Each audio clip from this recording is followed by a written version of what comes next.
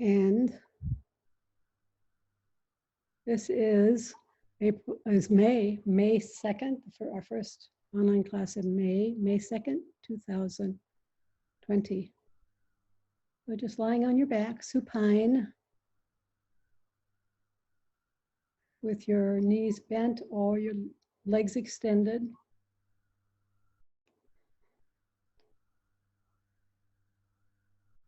And notice your breath.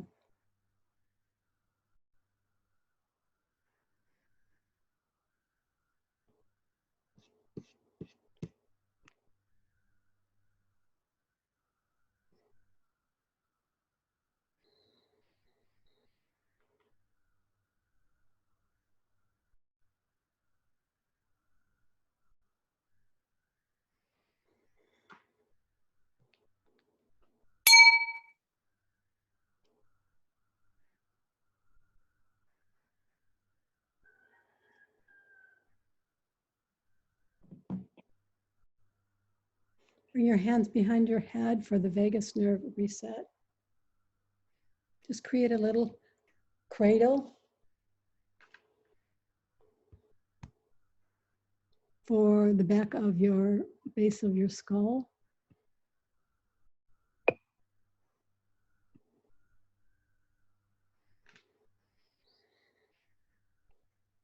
And from this position, just shift your eyeballs to the right.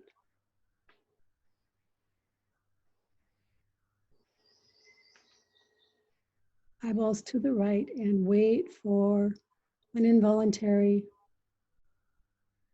yawn, sigh, gulp.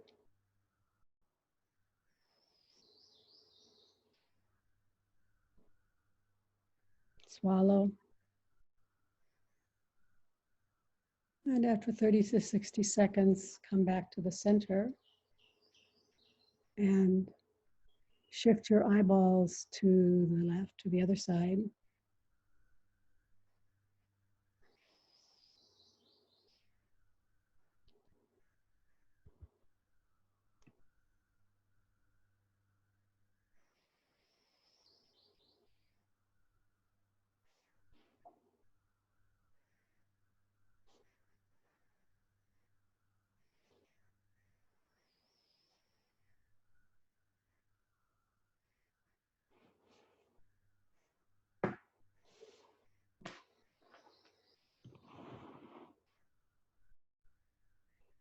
Return to center if you haven't already, and then do that 2 more sets, right and left.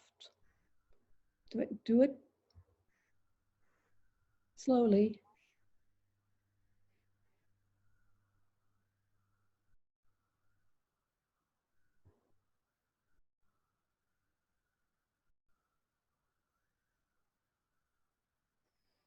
Your eyes can be open or closed.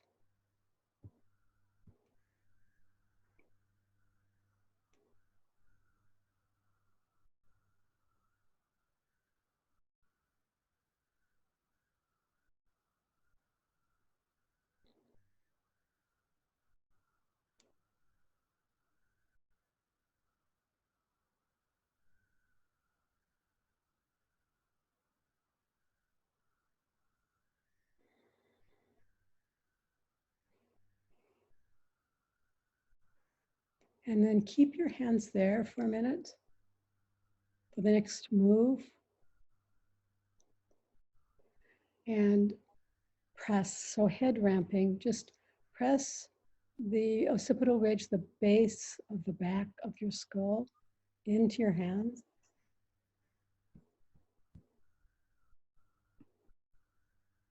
So head ramping,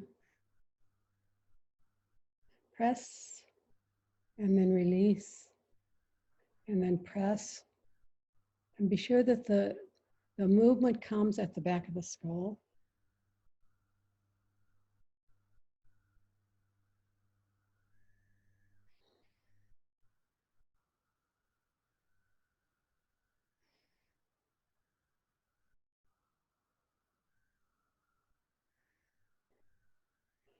Once you get a feel for this, you can do this seated or standing. You can do it without your hands.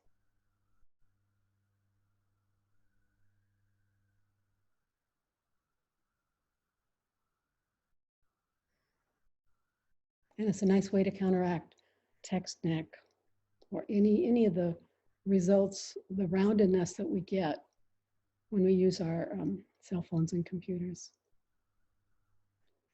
Bring your arms down to your side. We're going to do a glide. You can a C1 glide. You can do this on your sponge ball if you have one. It's actually a really nice way to do it. It creates more safety for this movement.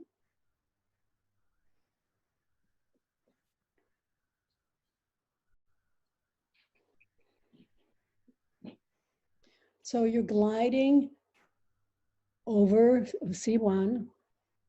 It's this similar movement that we were doing, but it's just a little different focus. So you're going forward at about 10 degrees and then back 10 degrees. And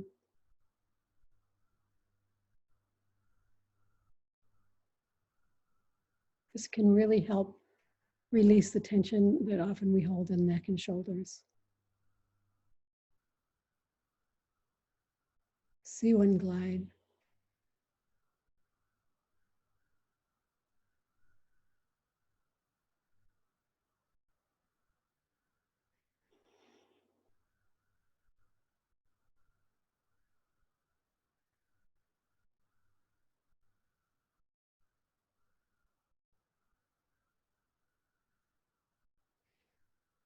And if you were here a couple of classes ago, I was mentioning that I thought it would be interesting to try to do some resistance on the front of the neck to work on double chin and wrinkles. And I've been playing around with that, and I am using now an alpha ball. So Kathy, if you can get an alpha ball, I'll demonstrate this for people who have an alpha ball. You could put your hand up there or a fist up there as well. But that's an alpha ball. And it's a very small movement. You don't want to feel like there's no discomfort here. But you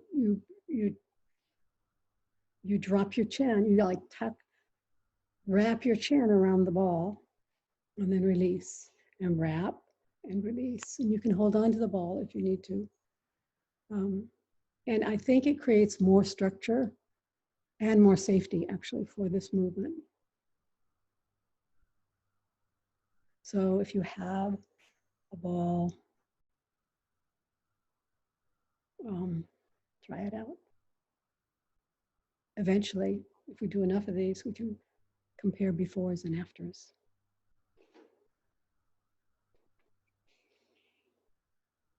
Finish up. I don't have a name for that. Finish that up. Take the ball away. You can still be resting your back of your head on your sponge ball because it's just a nice way to do it. We're going to continue some with breathing. So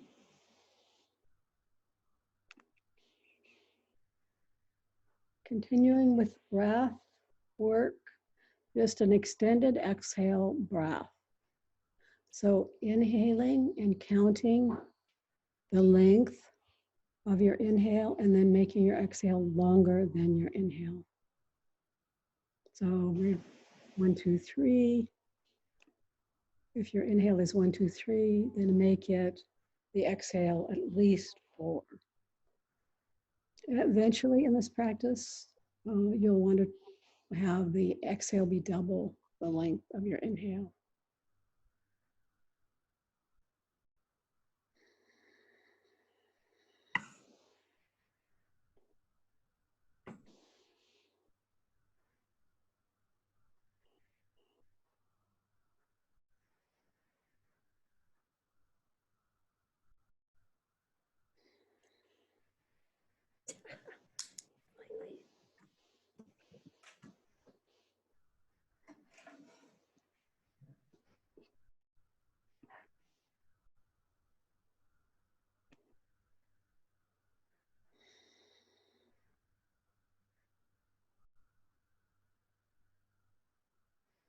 And let's stop that and go to the longer exhale.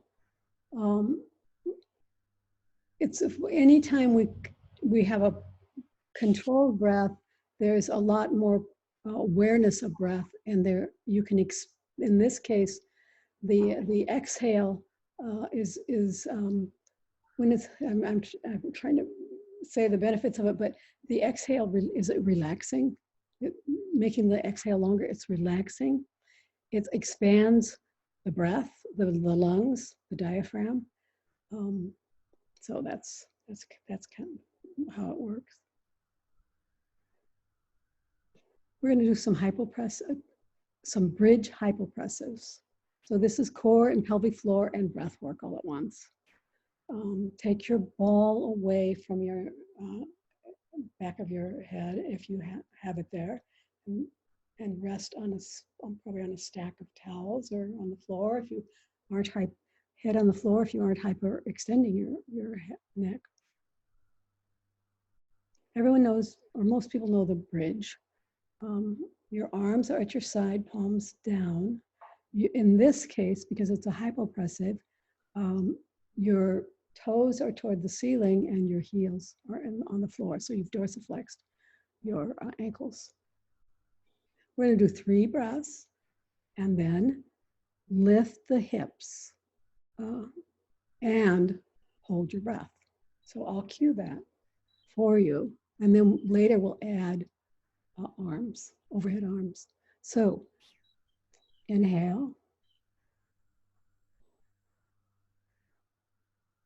And exhale.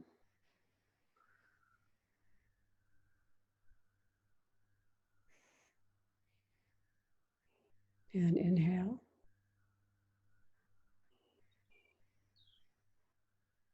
Exhale.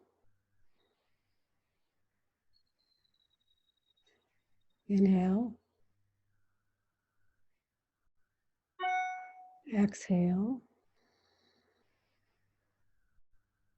No breath. Hold your breath out. Lift your hips into a bridge. Stay here. 1, 2, 3. No breath. 4, 5, 6, 7, 8, 9, 10. Inhale and then exhale and drop your hips. We're going to do that one more time, then we'll add arms after that, overhead arms. Inhale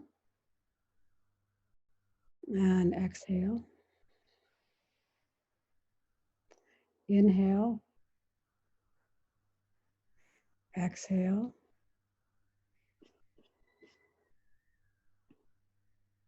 Inhale.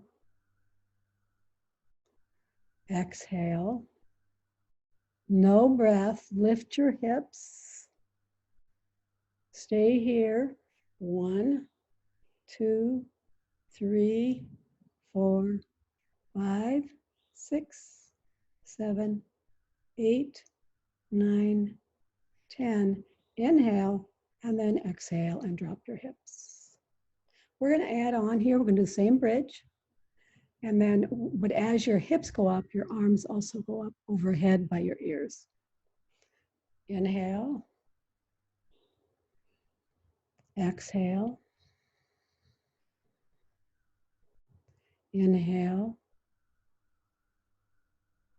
Exhale. Inhale. Exhale. No breath. Hold your breath out. Lift your hips up. Bring your arms overhead by your ears at the same time as you lift your hips up. 1, 2, 3, 4, 5, 6, 7, 8, 9, 10. Inhale, and then exhale. Lower your hips and your arms. Just bring your arms back. Keep your arms straight as you move them back and forth. We're going to do one more with overhead arms. Inhale. Exhale. Inhale. Exhale. Inhale. Exhale. No breath. Lift your hips up, arms overhead. Stay here. No breath. 1, 2, 3, 4, 5, 6, 7, 8, 9, 10. Inhale and come on down. Exhale. Nice, everybody. Very nice. We're going to start the body of the practice with a few supine prone things. The first thing I wanted to do is to have you use your sponge ball. I don't know, I hope quite a few people now have sponge balls. If you don't have a sponge ball, put a towel, stack a towel or something underneath your upper back between your scapula. So, and we're going to do some breathing here.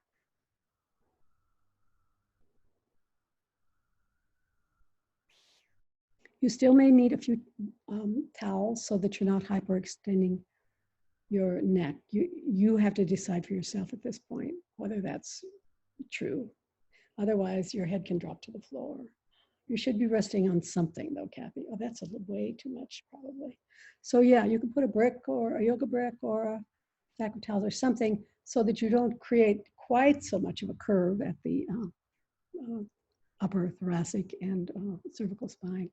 So you should feel a nice opening. You can bring your arms out in a T or in a cactus with the bent elbows and just stay here and breathe and find the perfect location for your ball.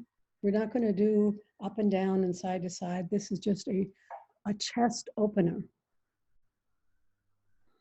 And you should feel a nice, more space for breath. Just take some breaths here. One of the reasons I do a lot of breath work now, although I've always liked it, is that in coronavirus season, it's really important that we have strong lungs.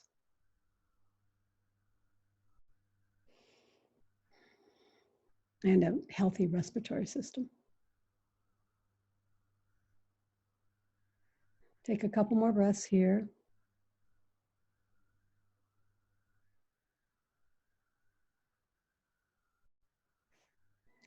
And then flip it onto your belly, put the ball under your belly, the sponge ball, or a stack of a towel folded and stacked if you don't have a sponge ball. I know some people have ordered them and they haven't come yet. And rest on your stacked hands. Your elbows are bent and your hands are stacked. And then breathe here. And this time, you have the opportunity to breathe into the back of your lungs because you're not creating the resistance of the floor that you were doing in the pose we just did. Or probably not that pose because of the ball, but so just know that this is prone breathing is actually a very good corona breath because it does expand and strengthen the muscle that breathes you.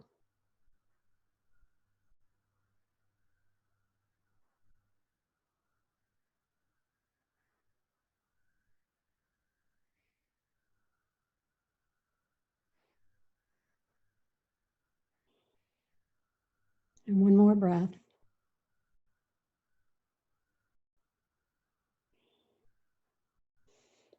Take the sponge ball away from your belly. We're just going to do the upper back thoracic twist because we're here and because it's easy to do at this point and because it's a movement I love and because I've been seeing Kathy improve in her upper back mobility as we do this. So arms are out in a T, and I hope you are feeling, the rest of the class is also feeling the benefits of this. The arms or in a T. The armpits, the arms stay on the floor. The head looks to one direction or the other. So Kathy's looking left. She's going to take her left leg up a little bit and over behind, back behind the opposite leg. And just stay here and then come on back. Stay here and breathe and then return. Look to the other direction. And then that leg comes up and over. Your hips move, the armpits and the arms and the shoulders stay on the floor. That's the whole point. And this actually creates mobility in the upper back. A lot of us have tight upper backs. And this actually can help unravel that. A lot of lower back pain has to do with upper back tightness. So do this, you'll be able to go more and farther with your leg, but you don't want to take it into the lumbar spine. So if it starts to, the movement starts to show up in your lower spine, then make it smaller, slower. Couple more times. And you know, you could either alternate right, left, or you could stay on one side for a while and then go to the other. But that's always true in your practice. Or since, and then some movements you could do both sides at the same time, not in this case. The next movement we're going to do, you could. So finish up last set. Thoracic spine twist. Spine stretch, really. It's not a twist.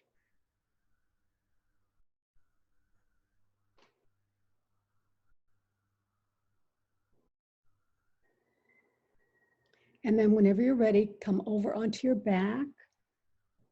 And Kathy, I'd like you to use your mobility strip, and but first, do you have like a hand towel? Do you have a hand towel somewhere? Because I want to show people, because not everyone has a mobility strip. But if you have one, get one out. They're something I made up, inspired by someone else, actually. But they're a really nice, versatile prop. But you can mimic a mobility strip. So Kathy's going to show how to do that, and then she's going to you're going to just fold it in half long ways, and then fold it another long ways. So, you know, you can use a blanket or a towel or something, and then you put that along the middle of your spine, except Kathy's going to put her mobility strip there. So I just wanted them to see how you could do that.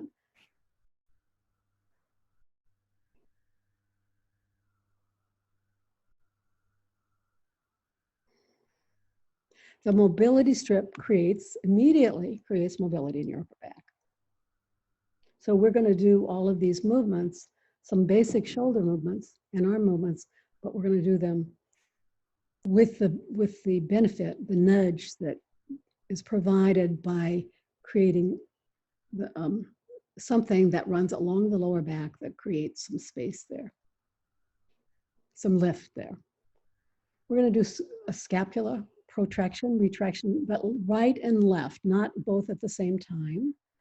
So lying on your strip or your mobility strip, your neoprene strip or your towel strip, bring your right arm up to the ceiling and then lift, take the scapula away from the spine and then bring it back. So protraction away from the spine and retraction, return towards the spine, and just slowly move just the one arm, and with some awareness of how this feels. When I first started doing this, I was doing it yesterday, and I thought, oh, we have to do this in class.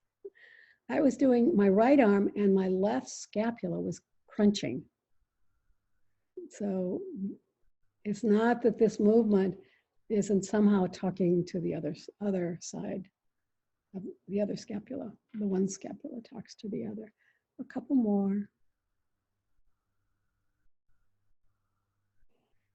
And you know, this is one we do side lying in the side lying practice. Go ahead and switch to the other arm, Kathy, everybody.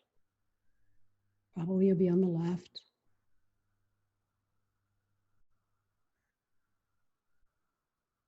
Make sure this is a scapular movement. So the arm moves because the scapula moved. So the arm is not pulling the scapula away from the spine. The scapula is pulling itself away from the spine, and the arm moves after that as a secondary reaction.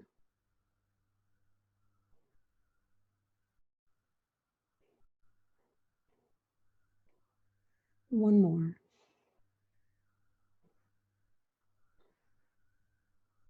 And switch to the right arm. And this time you're just going to take your arm up. So starting at up toward the ceiling, take your arm overhead. So this is an overhead arm movement.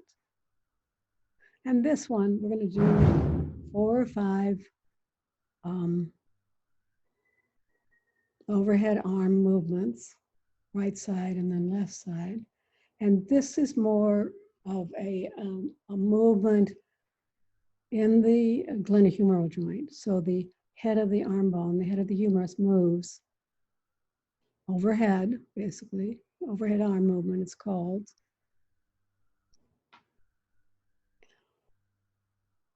There's a little bit of scapular movement, but it's mostly the arm bone moving.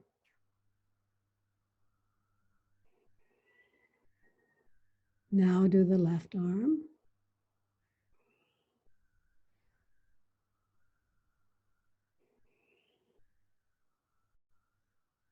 Some people will not be able to get this kind of range of motion. So that's okay. You start where you are, move where you are, and never move into pain. And eventually, you will be training the body to feel safe to create more and more range of motion here.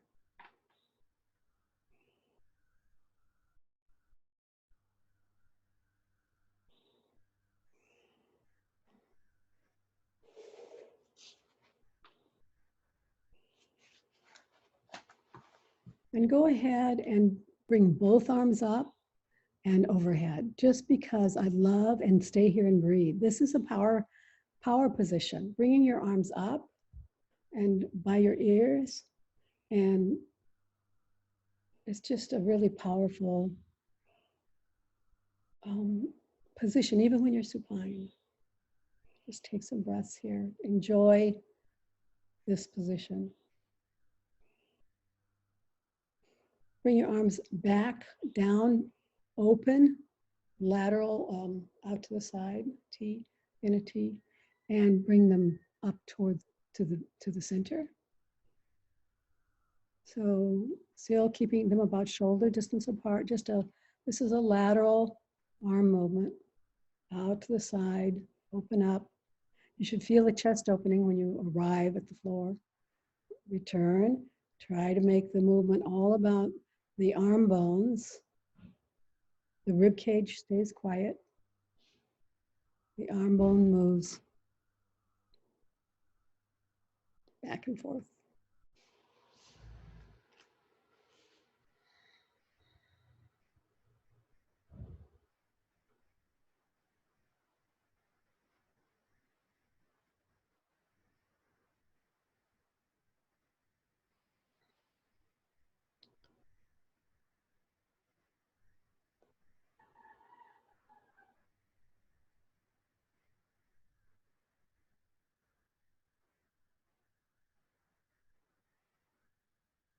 And then stop that. That's the third in the triplet in the series. And come to a prone position, actually quadruped.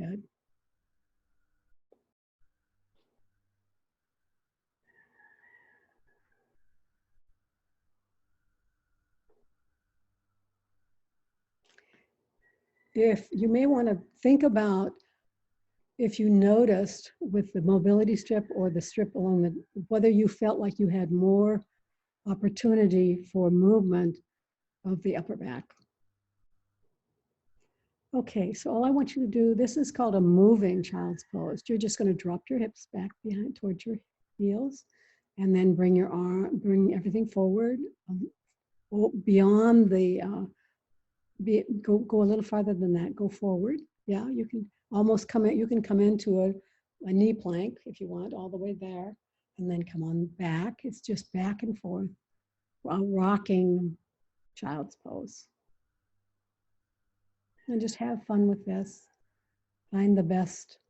It is best to take your knees a little wider, your arms wider. You want to just feel like you really can move your whole body forward and back on your hands and knees. Mm-hmm.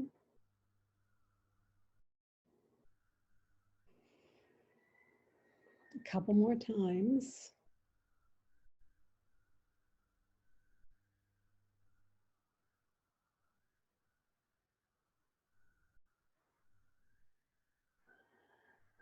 Come back to quadruped, bird dog.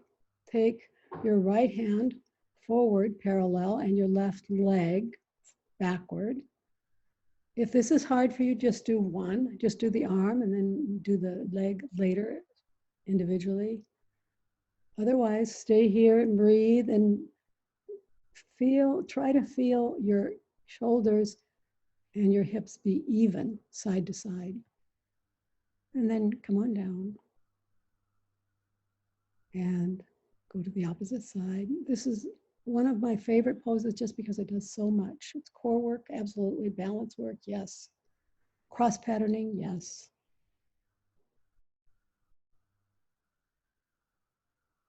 Couple more sets. Take your time. Find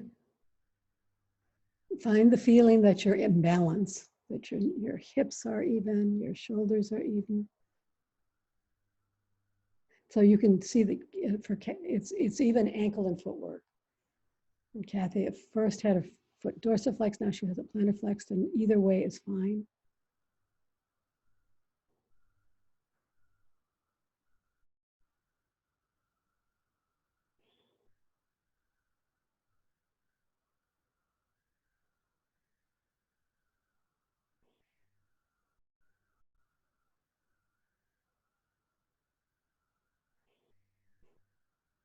One more set.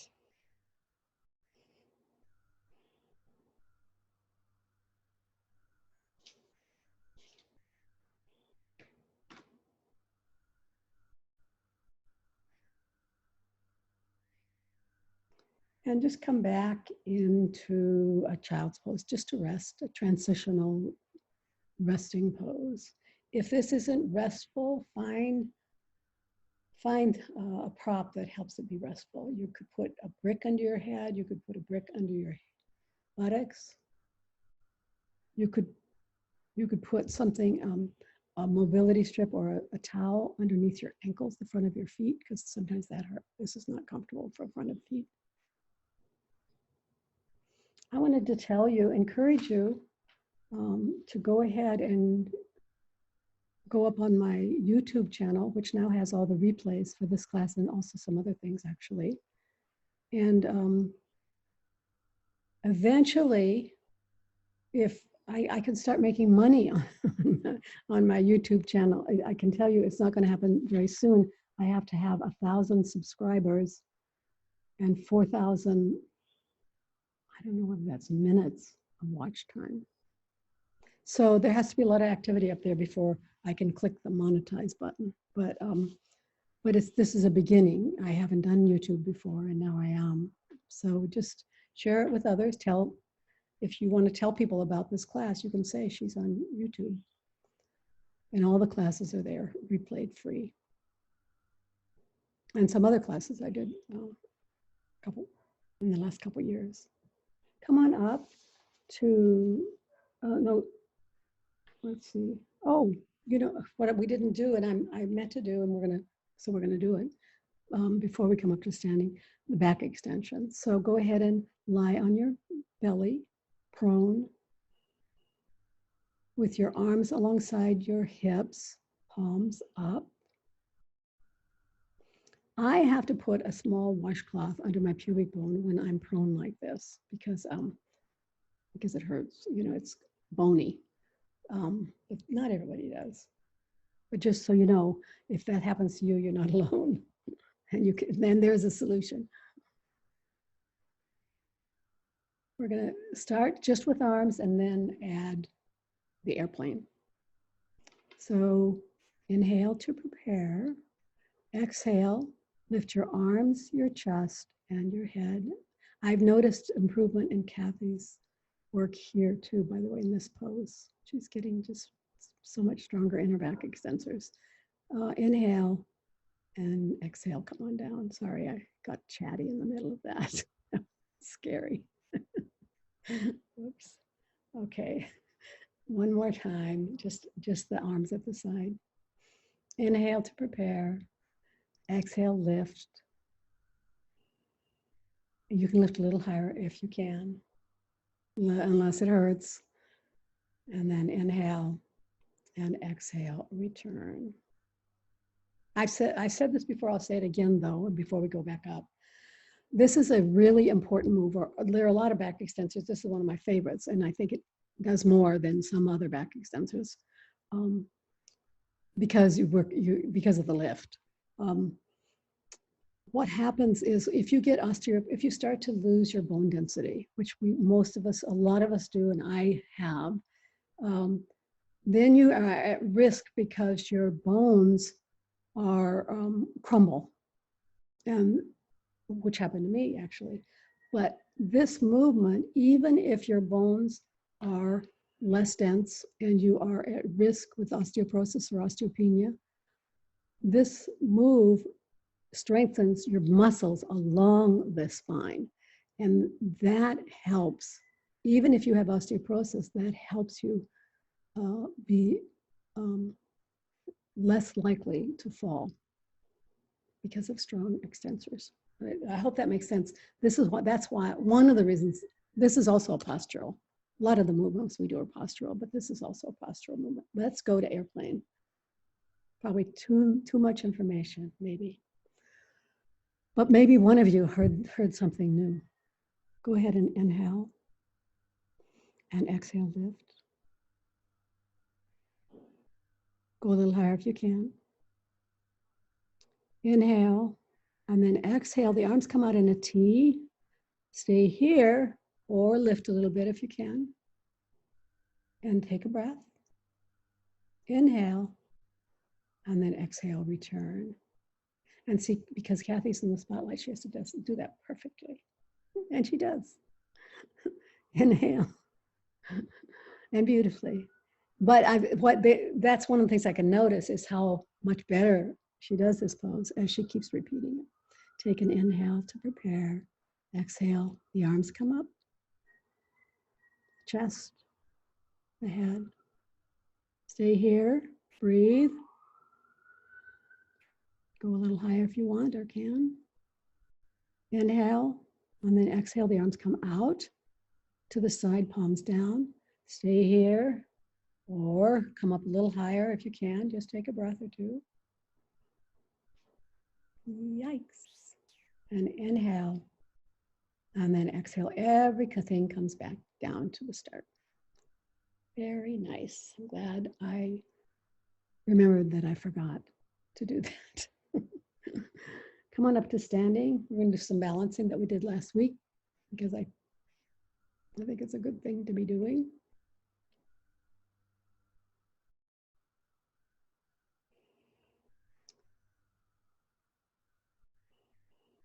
You need to have something nearby that's a safe point for you to touch.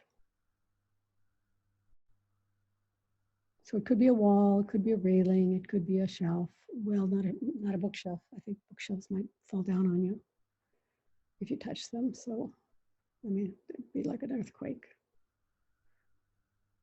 So, with something beside you, you're going to choose stand in good posture, stack ankles, knees, hips, shoulders, ears. And then start standing on the right foot. The left knee comes forward. And you're just there. I guess I'm not going to do 30 seconds this time, but I'll set up for next time. While I'm setting this up, it'll probably take about 30 seconds. Just go ahead and stand here. If you need to, you can touch something. If you don't need to, don't. You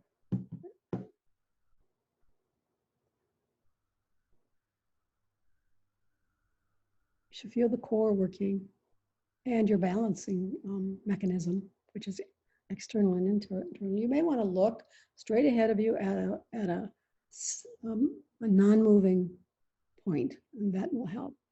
Come on down. I think that was longer than 30. We're going to time it this time for 30. Go ahead and lift other leg, standing on the other leg. And Kathy, I'd rather you didn't put your foot on your leg. It's just there. It might be less stable, but you need to find practice finding your balance, basically. How do you get more balance? Practice finding your balance. That was 30 seconds. Now I want you to do the same thing, except this time when you're up, look left and look right. That same movement we actually did on the sponge ball. Oh, we didn't do that today. Sorry. Just look left, look right. It's a nice one to do on the sponge ball. If you have your own sponge ball, I highly recommend it. Looking left and look right. We're doing that without a sponge ball now. Right foot is the standing leg, right leg. The left knee comes up and look, slowly turn your head to the right and then turn it to the left. You don't have to go far. It's a quiet movement.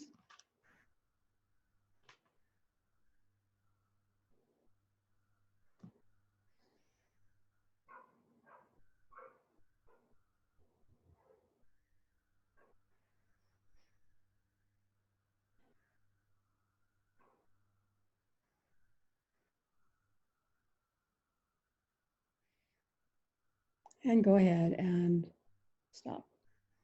Other side.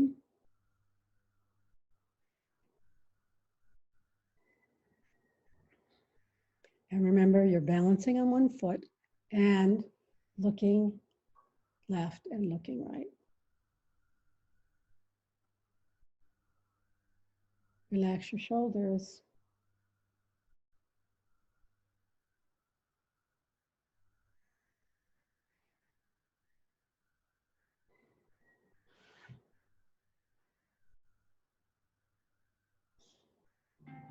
"30 seconds. We're going to do it again. This time you're going to close your eyes and we're going to do it for 5 seconds because it becomes much more difficult. You don't have to move your head, although that could be another version. So go ahead and stand on your right foot, lift your left knee, close your eyes, and stay here for 5 seconds. That's it. And then switch sides. Close your eyes.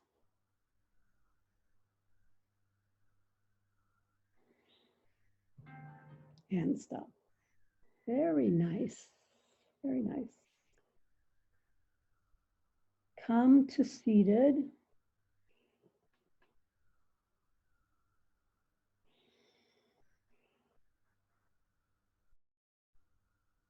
So find a chair that's stable, hard bottom preferably.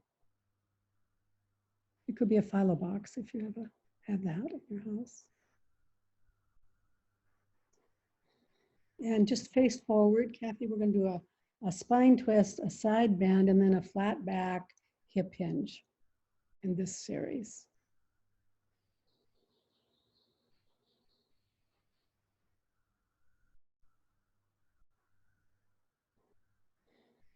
So sit in good posture.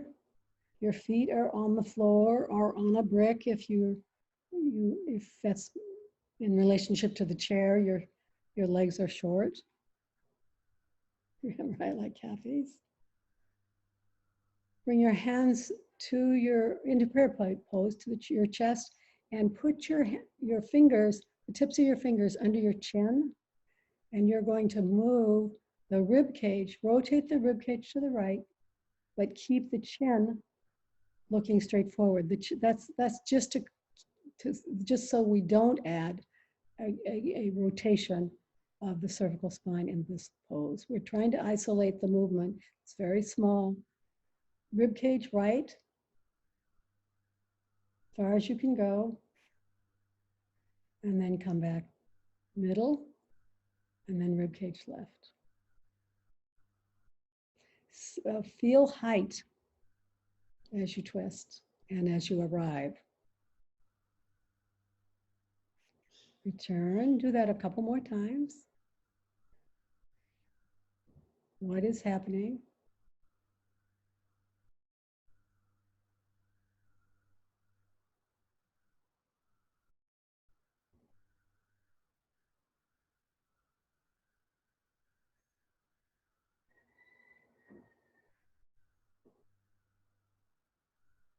One more.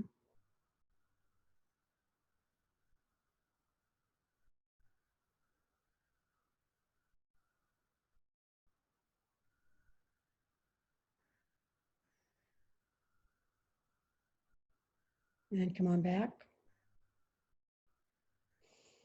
And we're going to do a side bend, but it's going to be the small one.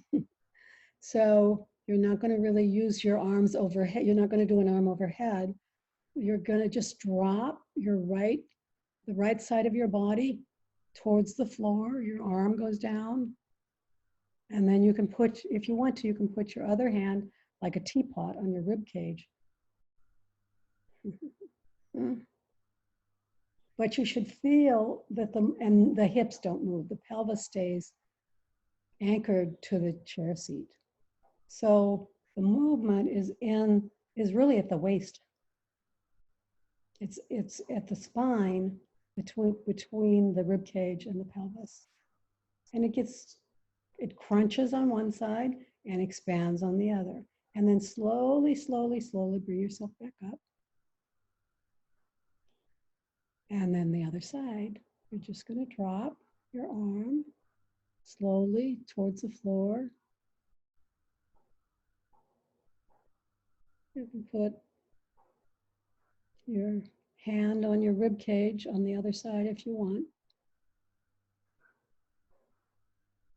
Check it out. Are your hips anchored, sits bones anchored on the chair?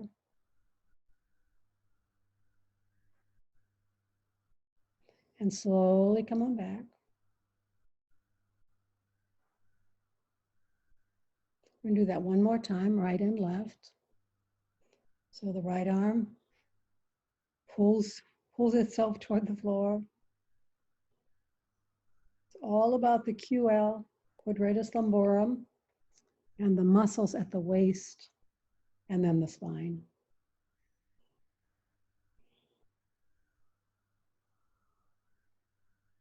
Come on up. Slowly, other side.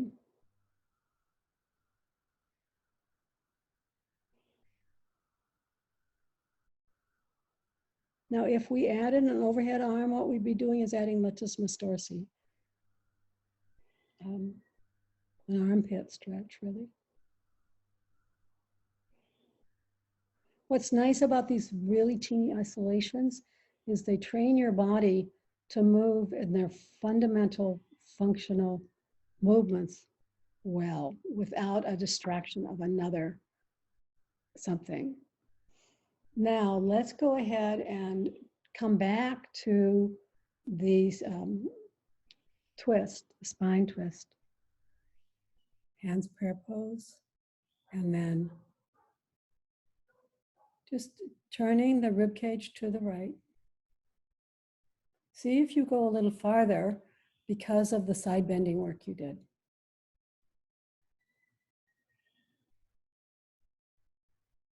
Come on back.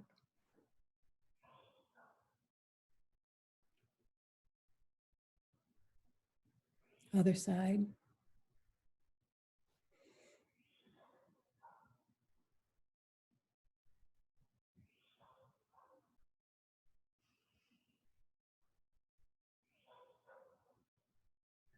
And come, return to center one more time.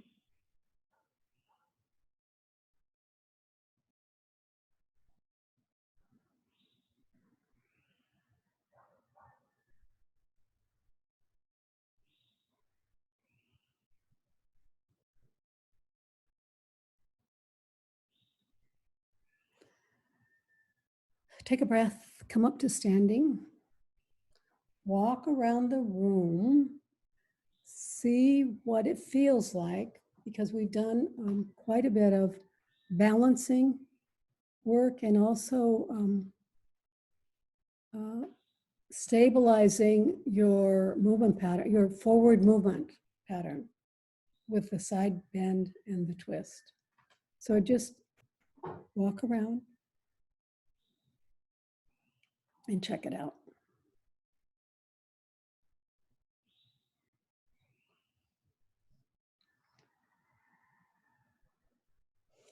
And then we're just going to stand and do short foot.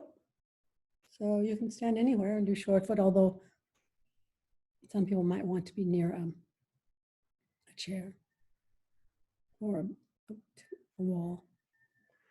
Short foot is a very small movement at the feet and is very powerful in terms of what it can do for your balance also. So this last half of the class is really all about proprioception, awareness in the feet and balance.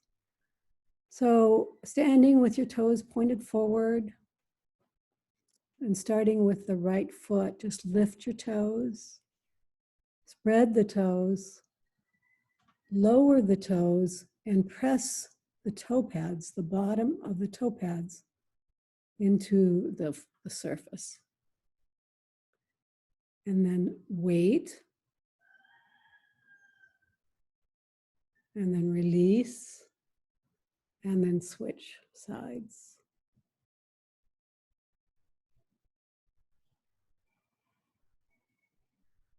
So remember you're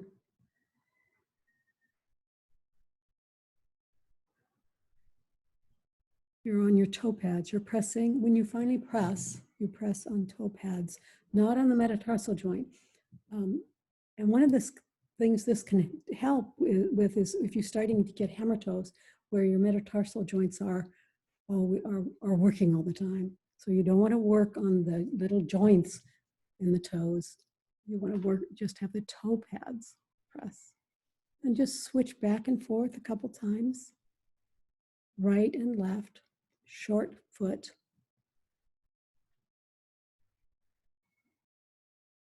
Now, Kathy, if I were you, I'd bring your big toes a little closer towards each other. Yes. Now, can you see that she might even feel pigeon-toed there, but that's really a more aligned position. The front of the foot is directly in front of the back of the foot.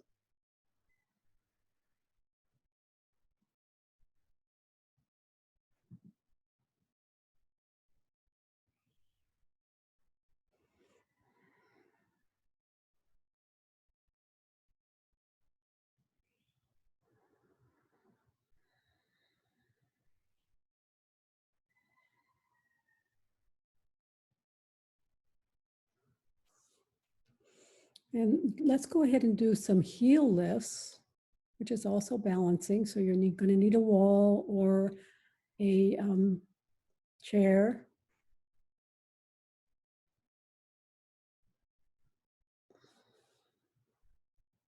You don't have to be up on a book like Kathy is. She does that because she thinks that we can see her feet better, and I think maybe that's true. Just your heels are gonna lift. You'll feel your calf stretch. Up you go, and then down, and up, and down. You could do this on a brick, I suppose. And then, or you could do it on a brick and then have your heels go lower than your toes. But yeah, let's see what that would be like. Then you'd get two different motions, the heel lift and the heel drop. Up. Oh, that looks a little tedious. How does that feel? Does that feel unstable, Kathy? She likes it. Okay. It looks so because the brick tilts up, it feels a little unstable. But so the next thing you want to do, and I wouldn't do this on a brick, is put a ball between your heels and do the same heel lifts. Now, heel lifts are an amazing thing that you might not think of. I'm going to my yoga class and do heel lifts, but this is great for balance, for ankle work, footwork. And now when she puts a therapy ball or a tennis ball, anything, or even a scrunched up towel between her ankles at the back, she's starting to engage her core. So make sure you're not leaning forward, Kathy. Make sure that you're standing upright. Yeah, much better. Okay, everyone, stop what you're doing. Let's come down to the floor, supine, for the 61-point guided meditation, closing the class. Find a comfortable seated and comfortable supine position, legs extended or knees bent. Or you could even have your legs up on a chair. I'm going to lead you through a series of mentioning a series of body points that I want you to bring your attention to, but don't move any part of your body. This is called a 61-point guided yoga Nidra meditation. Just starting with your breath, breathing in and breathing out. Watching the abdomen rise and fall. And then bring your awareness to the center of your eyebrows, center of your throat, right shoulder, elbow, wrist, right thumb, second finger, third finger, fourth finger, fifth finger, right wrist, elbow, right shoulder, center of your throat, left shoulder, elbow, wrist, left hand thumb, second finger, third finger, fourth finger, fifth finger, left wrist, left elbow, shoulder, center of your throat, spiritual heart center, right side of your chest, heart center, left side of your chest, heart center, navel center,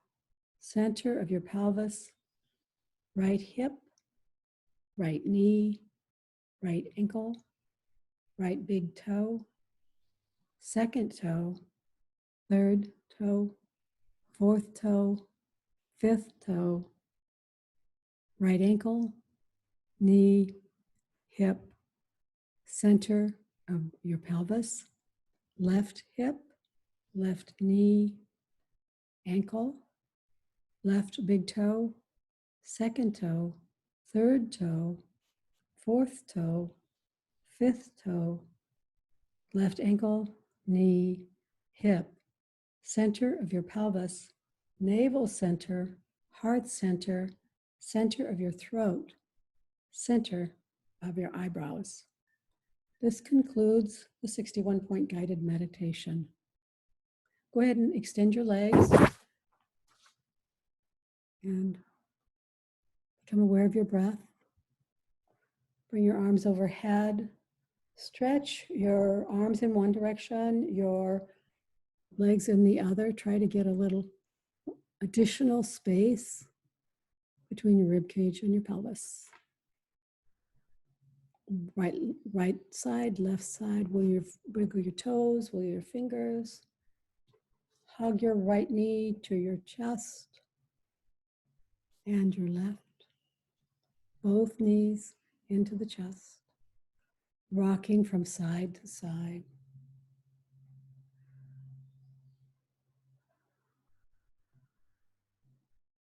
And then come towards the camera.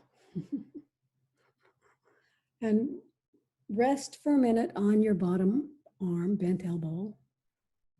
And then whenever you're ready, come up. Using your top hand, come up. Press yourself up to seated. I'm going to cancel the spotlight.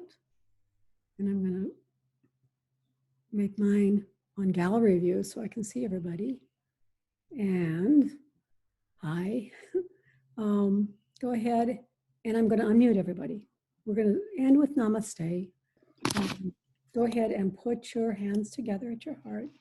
So you're in some sort of a seated position, floor seated position. Put your hands together at your heart. And then bobble your head, your skull over your cervical spine, C1. You know how to do that. Nodding to each other, bowing to each other, and saying to each other to close the class, Namaste. Namaste. Namaste. Thank you, everybody. Thank you. You can drop off now. I'm going to stop the recording.